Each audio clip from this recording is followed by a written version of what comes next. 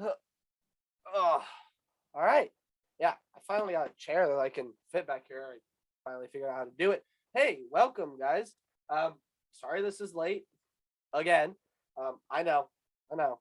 Sorry, but hey, expectation now is you're either going to get the review on Sunday or on Monday. I still felt a little sick yesterday, very congested. I still feel congested today, but it's a lot better. Um, I tried to record this video yesterday. My body just said, nope, not happening. And I was like, fine. So recording it now for you guys. All right, let's go ahead and get right into it. Thursday games. Very interesting week of college football, right? This was a fun week. Lots of fun. This season so far is making no sense, but we like that, right? We like that it's not making any sense. And I'll explain that in a minute. But yeah, let's go ahead and get into these games. Thursday games. You got Houston battling Tulane. This I thought was going to be a pretty good game, back and forth. I thought this was going to be a solid affair, and Houston just kind of dominated this game. 40-22 was that final score, as you see here behind me. But yeah, so for Houston, this is a really good win because I think this Tulane team is good. How good? Not exactly sure, but I think this Tulane team is still good and can give fits to other teams in the American like Cincinnati and SMU. But how about that Houston team? This defense, 8 sacks, 12 tackles for loss in this game. Watch out because Houston can create some havoc too. Coastal Carolina, also another team that can create havoc, but they just don't have the schedule for it, right? But they improved to 6-0. Surely going to improve in the rankings. Well, the rankings already out. You guys would know that. Again, my top 25 will come out tomorrow. Talk about that later. So for Houston, Houston, just talked about Houston. For Coastal Carolina, this is a good win for them. And a great day for Isaiah Likely. 8 catches, 232 yards and 4 touchdowns. What a day for Isaiah Likely. You don't know the name. He's a top tight end in the nation, one of the best. He's going to be an NFL draft pick this year. He's really good. And the Coastal Carolina offense had 685 total yards. As the Butch Davis era in Arkansas State, not going too well thus far. See if they can get it turned around. All right, now the games being played, or that were played on Friday. Cincinnati. How about Cincinnati this year, right? This is the year a group of 5 team gets in the playoff. I've said it from the beginning. I've said it during the offseason, and Cincinnati has looked like that team. Cincinnati has looked very good all year, and they showed it. This game against Temple, they thrashed them. Name any player you want on the Cincinnati roster. They had a good day in this game. Ritter, Ford, Pierce, Maji Sanders, Ahmad Gardner, any linebacker. I don't care. They had a good day. This was a thrashing. Cincinnati has to continue to thrash teams, in my opinion, if they're going to want to solidify themselves as a playoff contender. They still have a game this week against UCF that could be a little tricky, but again, no Dylan Gabriel for the Knights. SMU is coming up, Houston, Tulane. Cincinnati's got a lot of games on the schedule that are going to be tricky, not necessarily huge resume builders, except maybe for SMU, but yeah, it's going to get tricky for Cincinnati. Going to be interesting to see what happens with the Bearcats from this point forward. Charlotte and FIU. This was actually a pretty solid game to watch. A little bit of a battle here, but Charlotte did come out on top. A couple of performances I want to highlight that were from the losing side. Max Bortenschlager for FIU. That's the quarterback, 466 yards, 4 touchdowns and 1 pick. And Tyrese Chambers, 3 catches for 201 yards and 2 touchdowns for him. You get the feeling that this FIU team, although they're 1-5, they're going to start winning some games. I think they're better than that 1-5 record right now.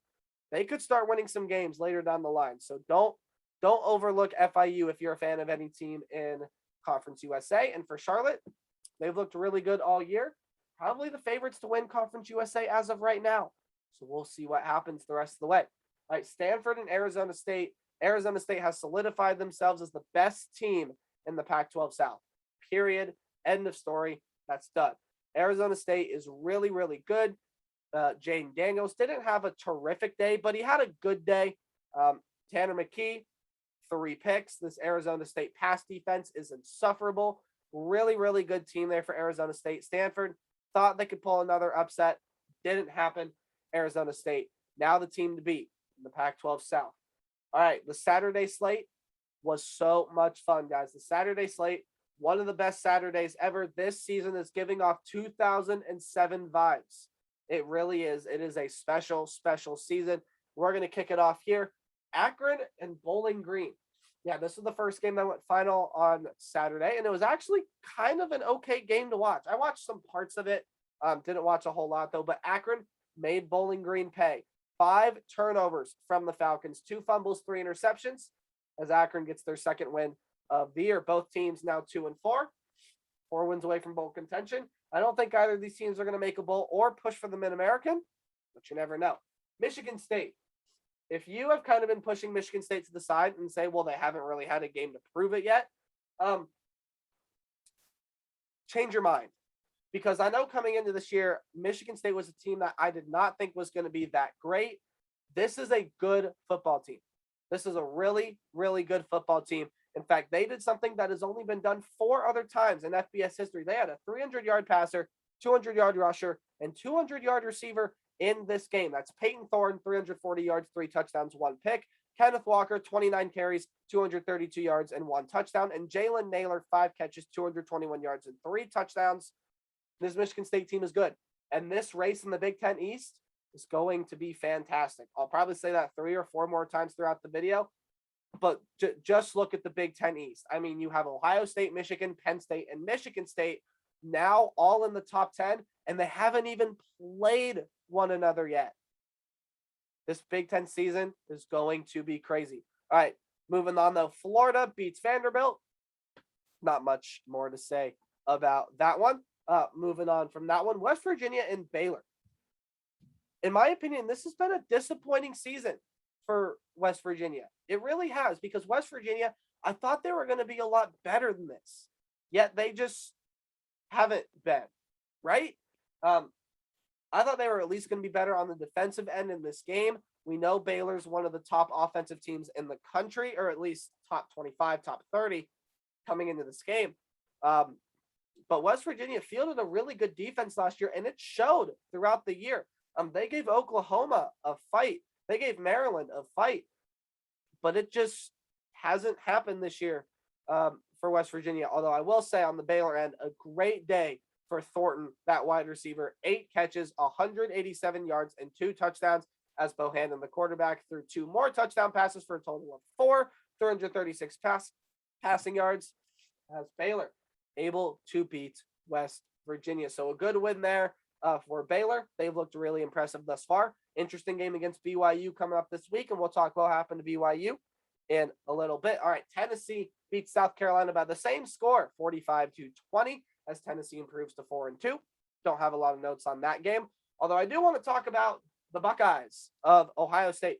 Call me biased, don't care. I'm an Ohio State fan, but I'm actually wearing a Ohio Bobcat shirt. My aunt works at the college, but no. So Ohio State, if you're a person that has counted Ohio State out since that Oregon loss, that people are saying, oh, that Oregon loss looks worse now because Oregon has a loss. I don't necessarily think that's quite the case, or at least the loss is not as worse as it. What you guys know what I mean? This Ohio State team has gotten it together. Ever since that win against Tulsa, this Buckeye team has been grooving. The offense is clicking on all cylinders. The run defense has gotten better. I'll admit the pass defense is still a little questionable, giving up over 500 yards combined to Maryland and Rutgers, but it's still miles and away better than what it was when Ohio State played Oregon. Ohio State is right back into the mix. Watch out for this team. And again, the Big Ten East race going to be a lot of fun. All right, Northern Illinois and Toledo.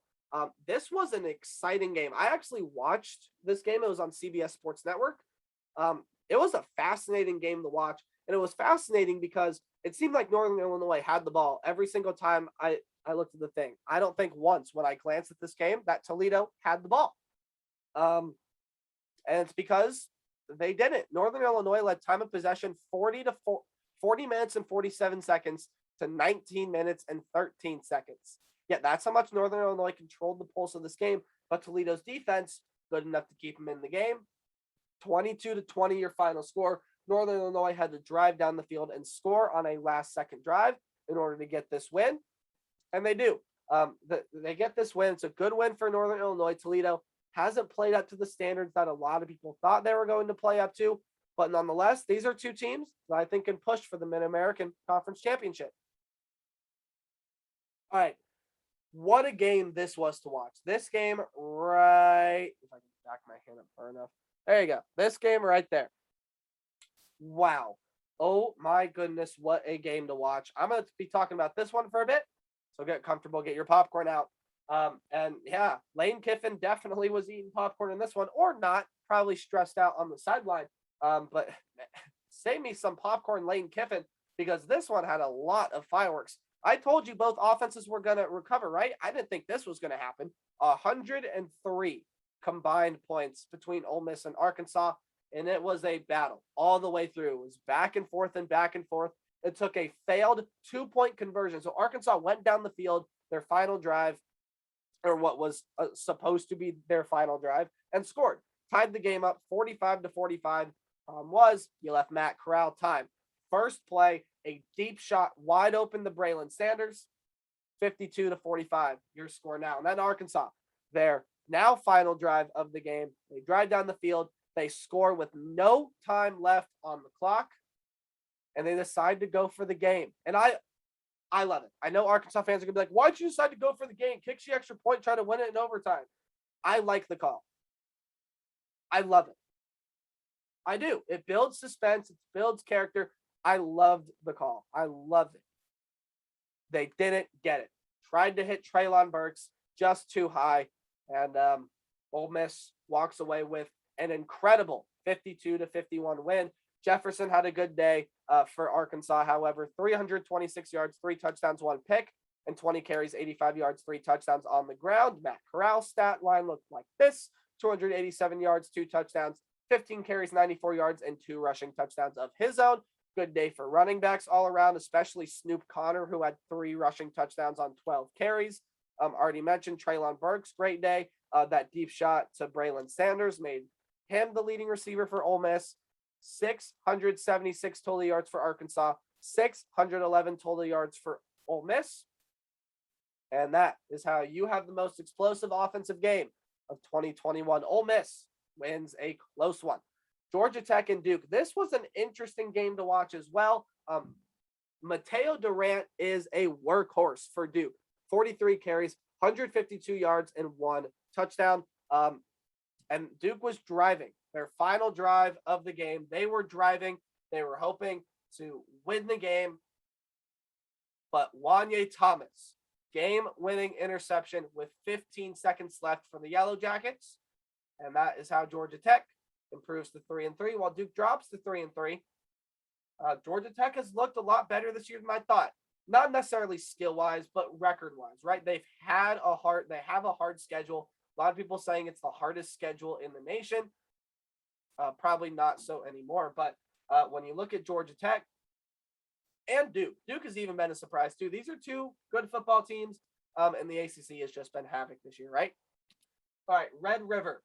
This was the best game of the year. If you say otherwise, there just might be something wrong with you. Just a little bit. Because this game was fantastic. You thought the Ole Miss Arkansas game was fantastic? That's number 2. This game right here is number 1.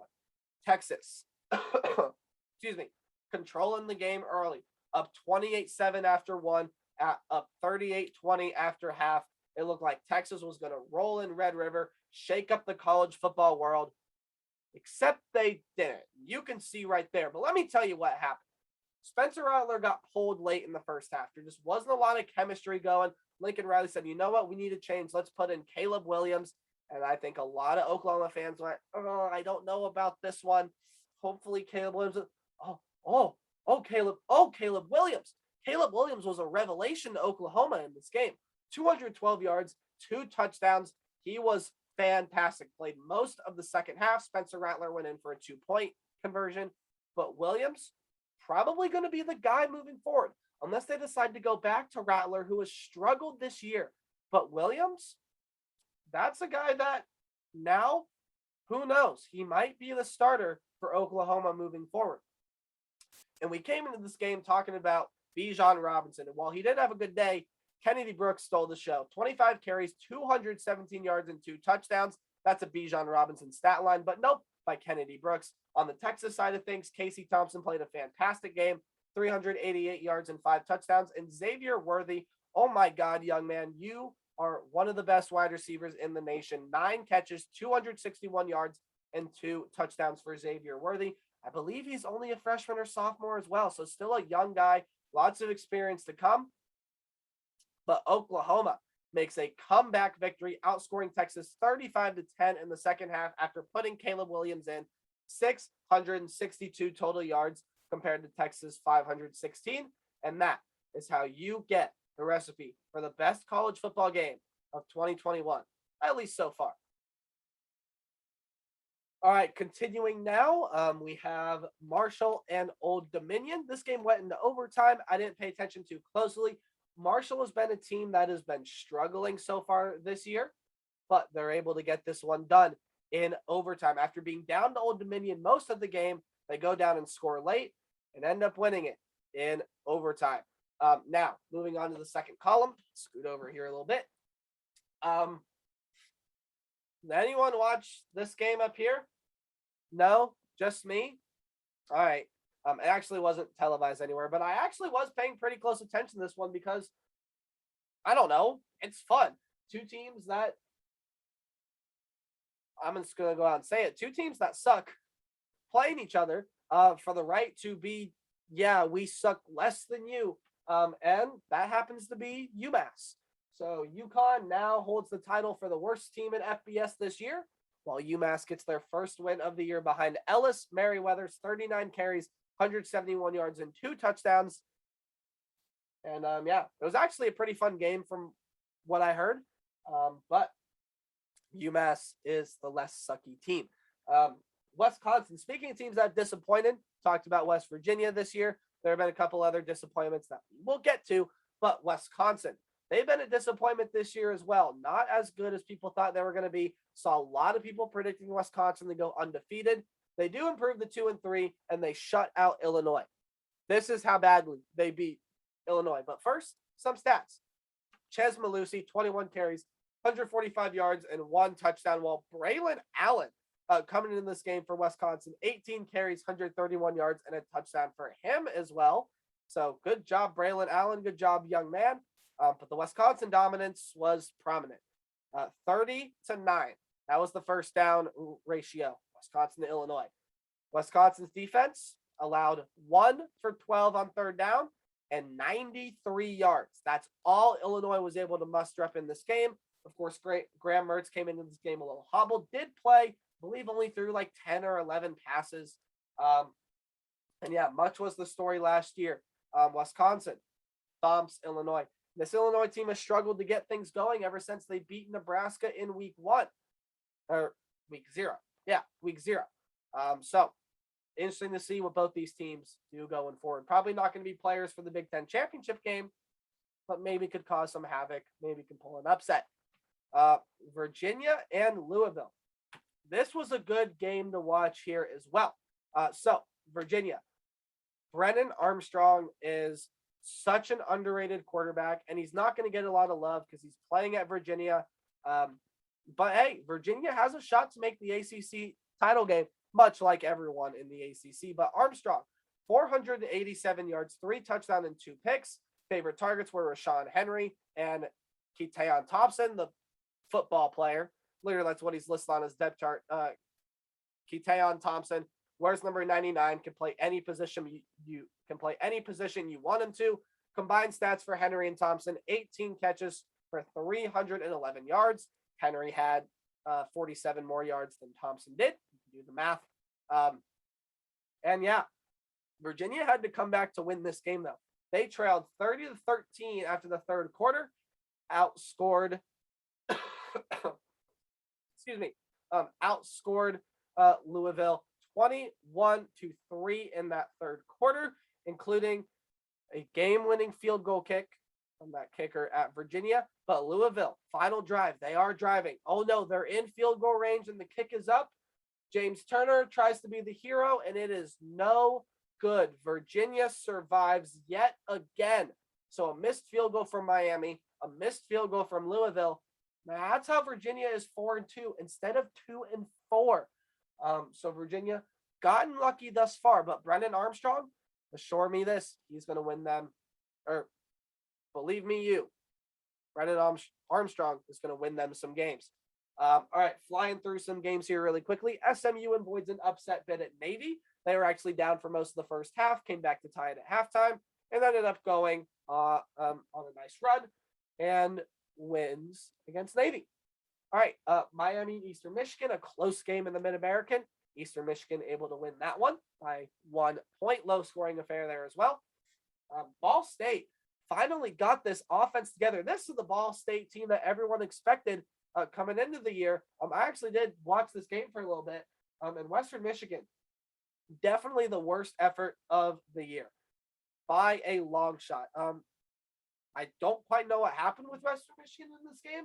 What I do know is that Drew Plitt and Ball State finally were able to get things going. A great win for Ball State, getting back on track in the Mid-American. Colorado State is able to beat San Jose State. And again, this is not the San Jose State team this year that we saw much of last season. This is just not as good of a team. Nick Starkel not playing right now because of an injury. He was out for this game. Colorado State has not looked great this year, but neither is San Jose State. Colorado State able to get their second win of the year. UAB, their defense did a lot in this game here against FAU. Held the Owls to 14 points, I believe under 350 yards of total offense as well. UAB back on track with a win. Ohio and Central Michigan. The Bobcats continue their struggles as Central Michigan rides Lou Nichols to 30 carries, 186 yards, 1 touchdown, and a 3-point win for the Chippewas. Liberty. What a day from Malik Willis on some level. 222 yards, 2 touchdowns with 16 carries, 80 yards, and 1 touchdown of his own, but did throw 3 picks, albeit those are the first 3 picks of the year, and it's against a really underrated Middle Tennessee secondary, but Blankenship didn't even have a pick in this game. You could just feel Willis was a little off in this game. Still a good game for him overall. Liberty ends up getting the 28-point win. But Willis making some mistakes in this game. 3 picks, definitely not what you want to see out of any quarterback, no matter how good or bad they are. So for Willis, clean that up, get your stuff together. He's been really good most of this season. It's just a little bloop here in this game. Surely he'll get it fixed in the next one. Jordan Travis continuing to learn from Garrett Schrader as Mac Brown still has not beat Florida State. Now 0-11 all time against his alma mater. Jordan Travis, 145 yards, 3 touchdowns through the air and on the ground. 14 carries for 121 yards and 2 touchdowns. Sam Howell still continues to not play all that great. 203 yards, 2 touchdowns, 1 interception with 11 carries and 108 yards. Again, falling down the draft boards is Sam Howell, as is Spencer Rattler. Quarterbacks that we thought were going to contend for the Heisman this year just aren't doing that. Josh Downs did have a good day, though. Wide receiver for UNC, nine catches, 121 yards and a touchdown. Definitely by far the brightest spot on that team for North Carolina. And you want to talk about disappointments.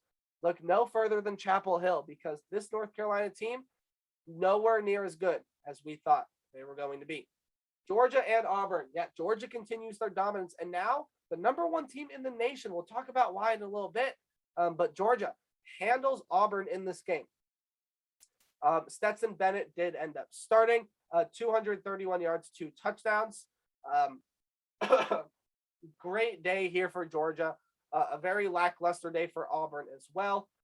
Auburn felt like maybe they were going to make it a game late, but just didn't have enough. This Georgia defense is insane. The one thing I will say about Georgia this year, they have Kentucky coming up next, and we'll get to Kentucky. But The one thing I will say about Georgia is I'd like to see them open up their playbook more. Now, they haven't necessarily had to. They haven't had to at all. And beating Clemson, starting to look less and less like a victory, even when you only scored 10 points.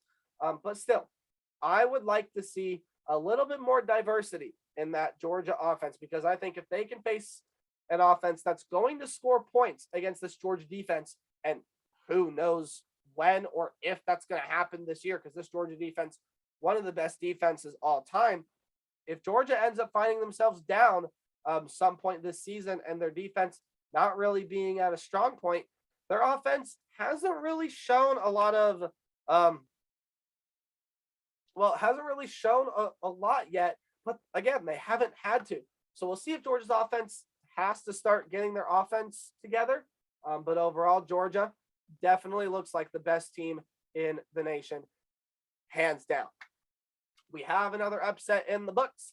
Boise State goes on the road and beats previously unbeaten BYU, the 10th ranked team in the nation, as Boise State gets back on track. Not a great day for Hank Bachmeier, only 172 yards. But when you look at the running back room for Boise State, I said they had to get a running game going in this game, and they did. A combined 36 carries, 135 yards, and 2 touchdowns for Habibi Lakio and Van Buren. And as far as game trends here, 413 yards for Boise State offensively, while BYU was held to 312. Jaron Hall did end up playing in this game. Tyler Algier, solid day for him. But BYU had 4 turnovers, 3 fumbles, 1 pick, again thrown by Jaron Hall. And that is what ultimately led to the loss here for BYU. BYU's got an interesting game with the Baylor coming up. Got to go on the road and play that.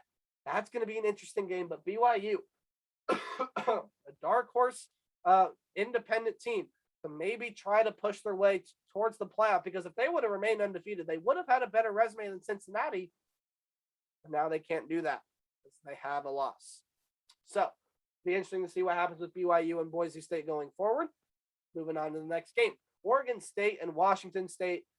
BJ Baylor was doing their thing. Fenwick was doing his thing as well for Oregon State, but comes up just short. But I'll tell you what happened. Here's how the second half went for both of these teams. Oregon State, first possession of the second half, turnover on downs. For Washington State, first possession second half, a touchdown. And this is where things change. Oregon State on their next possession throws a pick. And on the next 5 possessions, they trade off touchdowns. So Washington State, 21 points. Oregon State, 14 points. Still in the game up to this point. But Oregon State turns the ball over on downs. Washington State able to kneel it. So that interception right there changed everything for Oregon State. It helped Washington State beat the Beavers. All right, Wake Forest and Syracuse. What a game this was as well.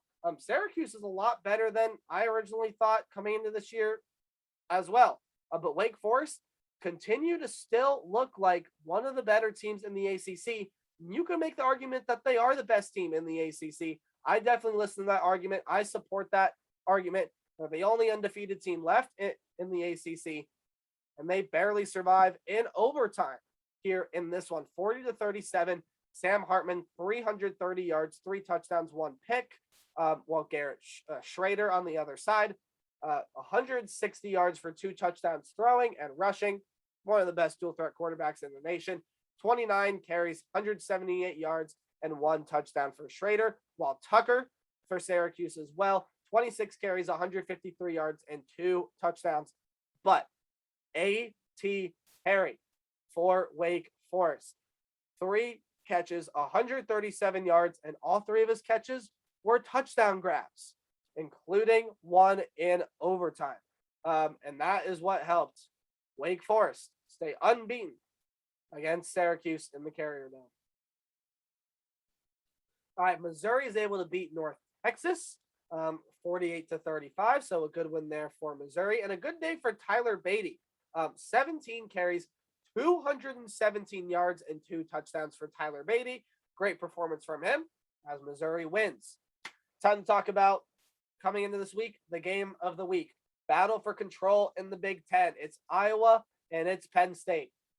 boy, was this a game to watch. Although I will say this, Sean Clifford gets hurt in this game. He left in the second quarter after a hard sack.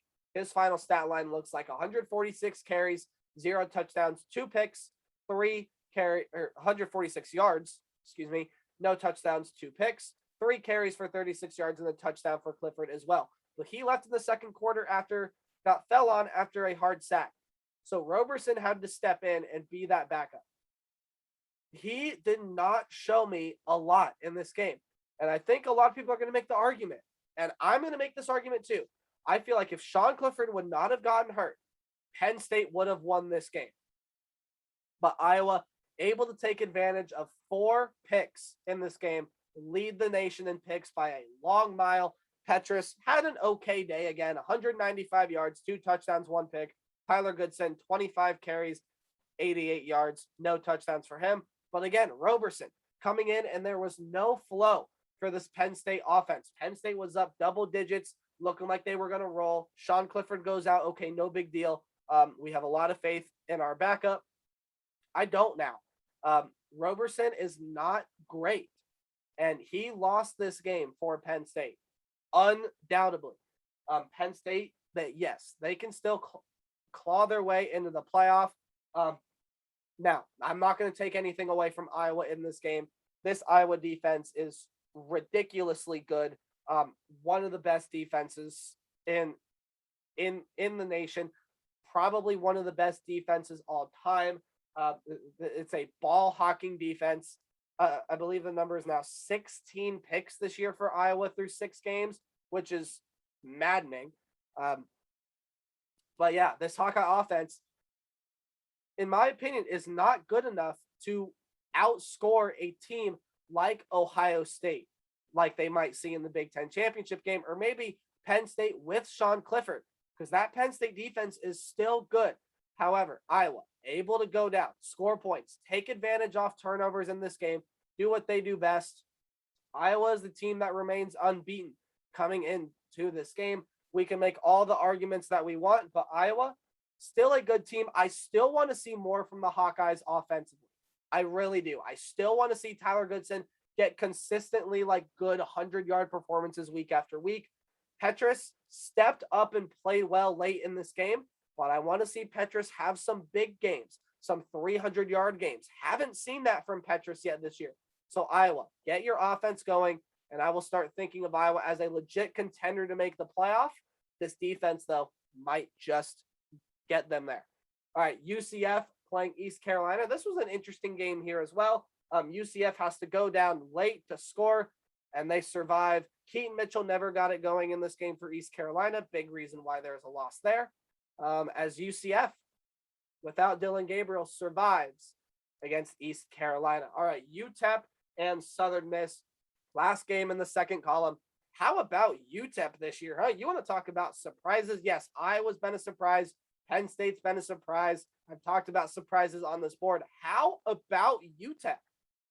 Wow. 5-1 now, 1 win away from bowl eligibility, and honestly could go win their Conference USA. They're looking really, really good.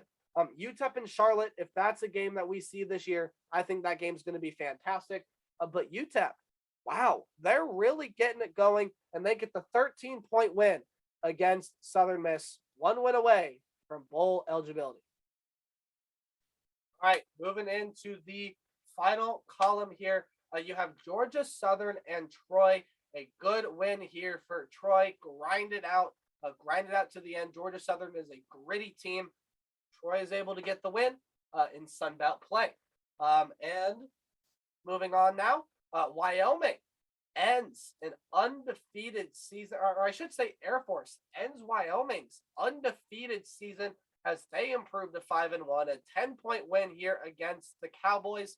Brad Roberts, 33 carries, 140 yards, and a touchdown for Air Force propelled them to a win here in this game. Air Force, a team that runs the triple option, has the most rushing touchdowns in the nation, only ahead of Nebraska, I believe, who was second. But yeah, Air Force, another undefeated team, goes down as Wyoming picks up their first loss of the year, and it's in Mountain West play. TCU and Texas Tech. I told you previous weeks, I've been worried about this Texas Tech defense, and yeah, it's shown in the last two games. 122 total points allowed by this Texas Tech defense in the last two games. Not good. 52 points allowed here to TCU, but TCU had a really good day. Kendrick Miller, 12 carries, 185 yards and 3 touchdowns, while Zach Evans, 17 carries, 143 yards and 2 touchdowns propelled TCU to this win. We're starting to see Roderick Thompson, however, get more involved for Texas Tech. 18 carries, 113 yards, and 3 touchdowns for him. But he can't do it all by himself. As TCU able to beat Texas Tech. All right, moving right down the line. Kent State puts up 48 against Buffalo. Finally, Dustin Crum gets going. One of the more not talked about, but also one of the more skillful quarterbacks in FBS. 407 yards and 3 touchdowns as Dante Cephas, 13 catches, 186 yards and 3 touchdowns for him. As Kent State able to propel their way to a 10-point win over Buffalo. How about this for a game, huh? I couldn't watch this game either. This game was not televised anywhere, not on ESPN Plus, nothing. But I really wanted to watch it. Couldn't. This was a fantastic game. I did watch highlights. Fantastic game. Frank Harris, who's the quarterback for UTSA, 349 yards, 6 touchdown passes, and 1 interception. DeCorian Clark, who's a wide receiver for UTSA for the Roadrunners, 7 catches, 160 yards, and 3 touchdowns for him. While Bailey Zappi, on the other end for Western Kentucky, 523 yards, 5 touchdowns, and a pick. And again, my guy, Jareth Stearns, 16 catches, 195 yards, and 2 touchdowns. Western Kentucky was driving late. It looked like they were going to win.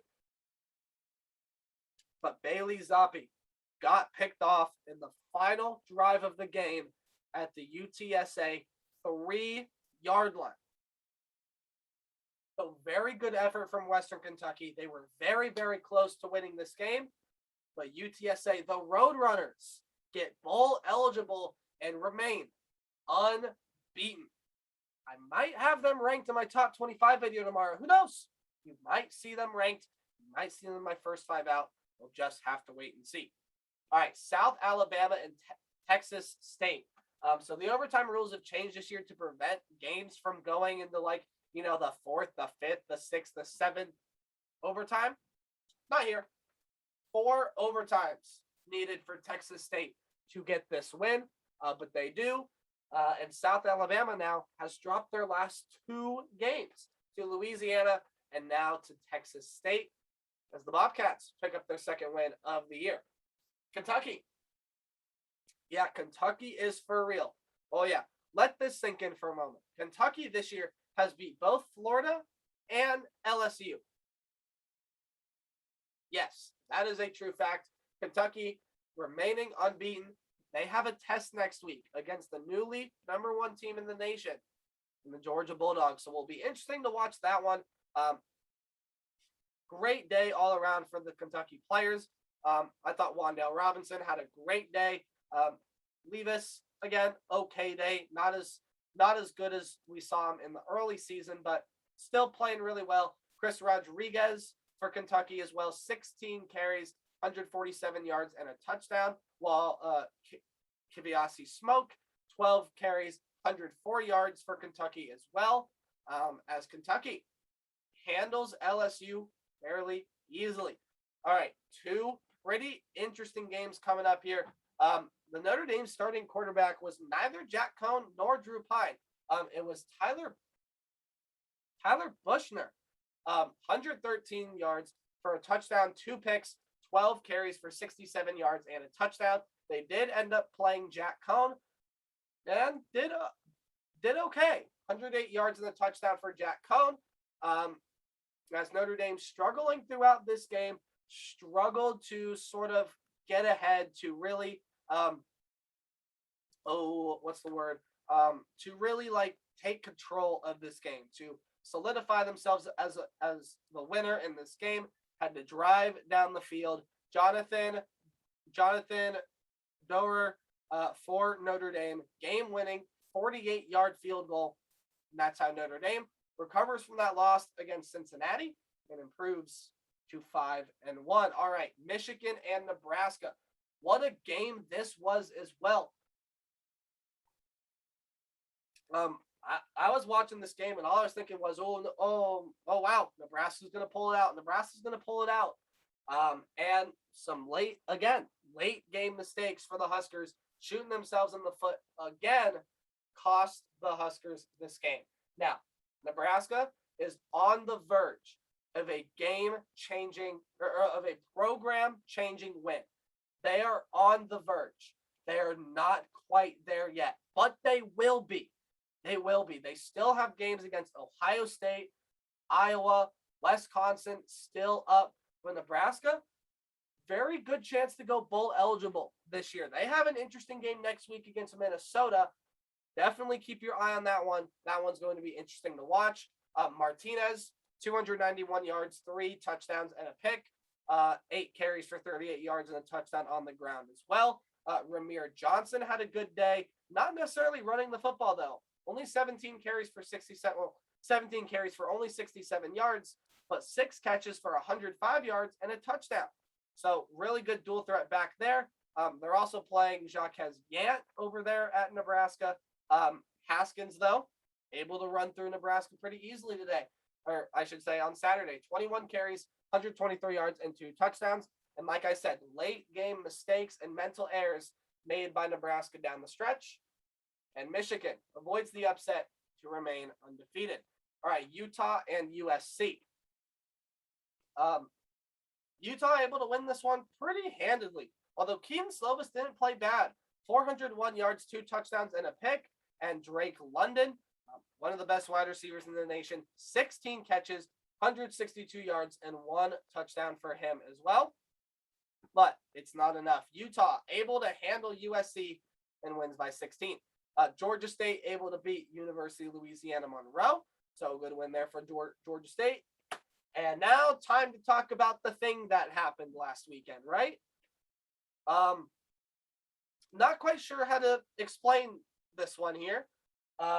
First of all, I'll say Alabama's defense did not look that great in this game against Texas A&M.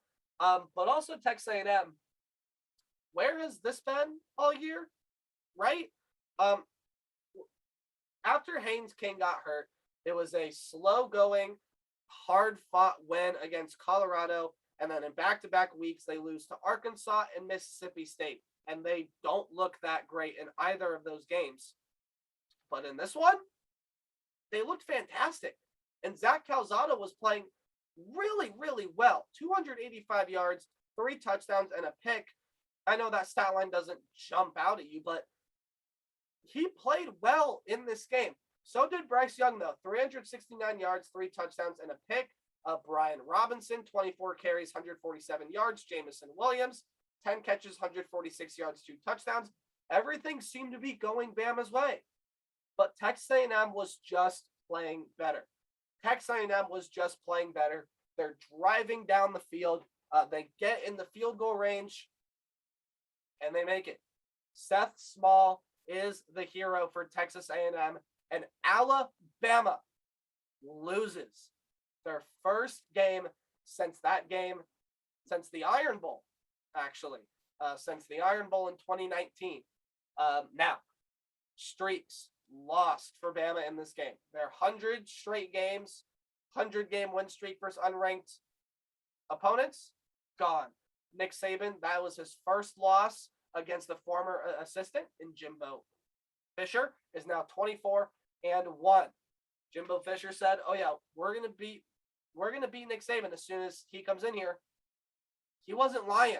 So Texas A&M, seemingly coming out of nowhere, putting on a great performance and knocks off the number 1 team in the nation at home. The home of the 12th man gets it done. Bama is nowhere near out of it, though.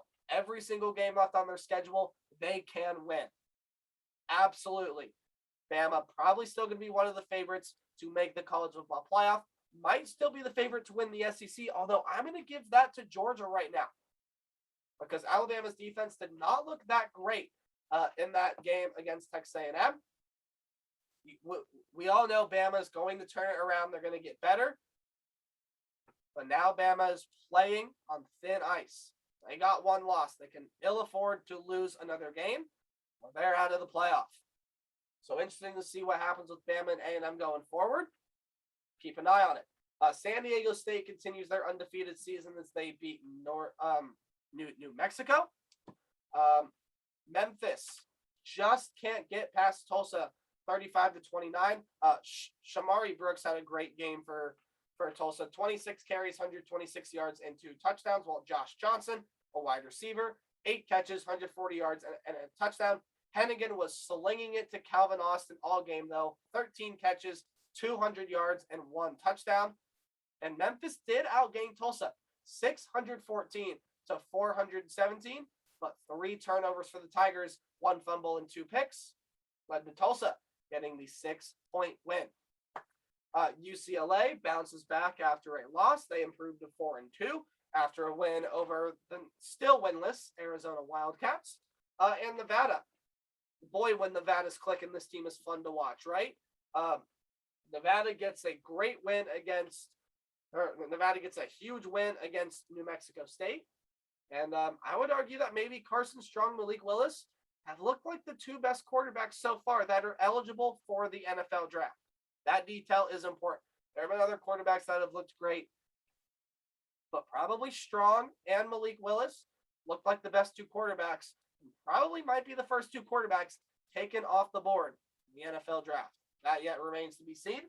And that is going to do it for the review. You see a lot of teams on bye week this week. You got 28 of them on bye week, including undefeated Oklahoma State. That was the only undefeated team on bye week. So they avoid for their undefeated season to end, as now we have 12 undefeated teams left in college football this year. Again, guys, my top 25 video is going to be out tomorrow.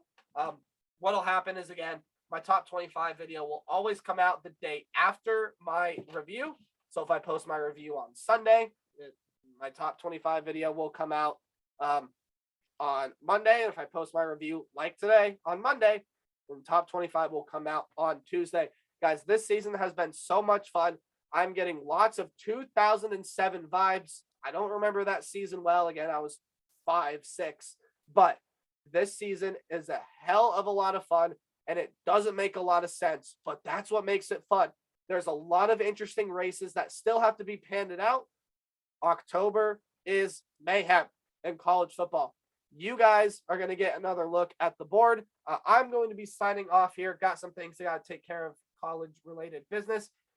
I hope you guys enjoyed the video. If you made it all the way to the end, first of all, congratulations to you. I know these videos are long, hard. Yeah. I know these videos are long, so if you make it to the end without skipping anything, you are a real one. Thanks for clicking on the video. Remember to like, comment, subscribe, but most importantly, remember to play hard, but tailgate harder. And I will see all of you guys tomorrow with my top 25. Goodbye.